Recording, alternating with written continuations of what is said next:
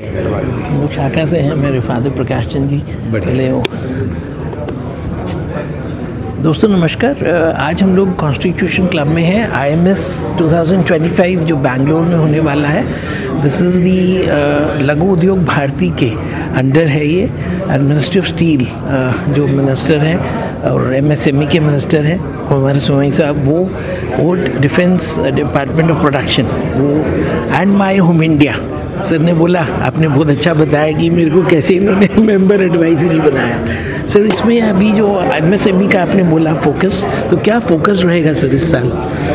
देखिए, ये MSMEs के प्रोडक्ट्स जो है इसको शो करने का एक बहुत बड़ा इंडिया मैन्युफैक्चरिंग शो है। लघु उद्योग भारती बना ही इसलिए है कि भारत की MSMEs को बढ़ावा मिले, देश की पूंजी देश में रहे, देश की पूंजी बढ़े, देश आर्थिक रूप से आत्मनिर्भर हो और हमारे देश के टेक्नोलॉजी, हमारे देश के बुद्धिजीवी, हमारे देश के उद्योजक आगे बढ़े।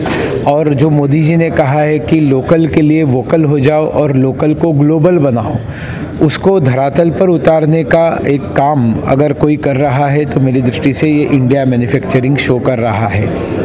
इसमें 500 से अधिक लोग ऑलरेडी रजिस्टर कर चुके हैं, जगह फुल हो चुकी है, अभी वहाँ पर कोई स्टॉल लगाने के लिए जगह बची नहीं है। इसका कारण इसका सातत्य, कंटिन्यूटी है।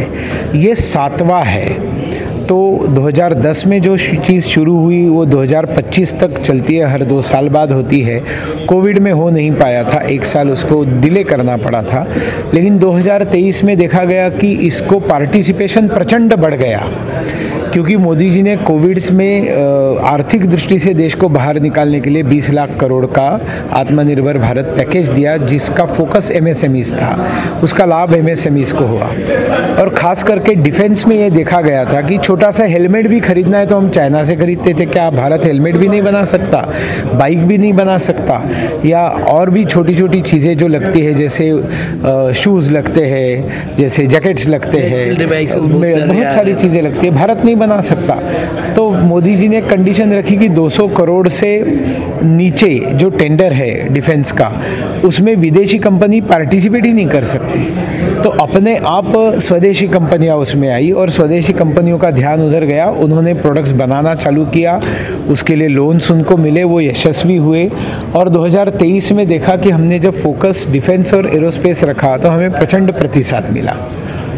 अब जब ये शो होने जा रहा है 6, 7, 8 नवंबर को बेंगलोर में India manufacturing show 7th addition, तो उसमें हमने ये देखा कि ऑपरेशन सिंदूर की उसके ऊपर छाया नज़र आ रही है कि बहुत बड़े पैमाने पर युवा जिन्होंने अपने देश के लिए हम खुद कुछ बनाएंगे, हमारी देश की सुरक्षा के लिए, हमारे देश की सेना के लिए, और मोदी जी ने जो लोकल के लिए वोकल होने के लिए स्वदेशी का जो नारा दिया है, उसको पॉजिटिव सकारात्मक प्रतिसाद देते हुए बहुत सारी जो स्टार्टअप्स शुरू हो गए हैं, उनका इसमें इन्वॉल्वमेंट बढ़ा है।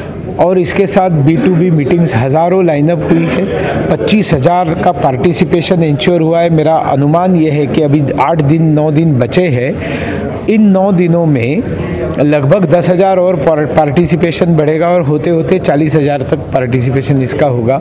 भारत में अपने आप में इतना बड़ा MSMEs का कोई शो नहीं है, ये मैं दावे के साथ बता सकता हूँ। तो एक आखिरी सवाल है, क्योंकि प्रधानमंत्री मोदी जी बोलते हैं कि हमारी युवा शक्ति, तो जो युवा शक्ति हमारे जो 25 साल से 35 साल के बीच के बच्चे हैं, उनको हम लोग कैसे फोकस करेंगे जो यूनिवर्सिटी से वो लोग डायरेक्ट मैन्युफैक्चरिंग में आवे? देखिए, फोकस ऑलरेडी ये जो युवा है ये डिजिटल सोचने वाला युवा है, ये टेक्नोलॉजी सोचने वाला युवा है, AI का उपयोग करना शुरू करने वाला युवा है, और इसलिए स्टार्टअप्स का ज़्यादा महत्व है। स्टार्टअप्स का अर्थ क्या है? नई संकल्पना व्यवसाय की फ्लोट करना। तो उसके लिए सब प्रकार का फैसिलिटेशन केंद्र सरकार कर रही है। उसी का परिणाम है कि मोदी जी आने से पहले सिर्फ 500 स्टार्टअप्स थे, अभी 1.25 लाख हो गए। अब ये 1.25 लाख आपको पता ही नहीं चलेगा 2.5 लाख कब हो जाएंगे आने वाले 3-4 वर्षों में। तो ऐसे समय में इंडिया मैन्युफैक्चरिंग शो में युवाओं का पार्टिसिपेशन स्वाभाविक है कि बढ़ जाता है, और वो बढ़ गया है। धन्यवाद। ये बंद फोटो लेना सर।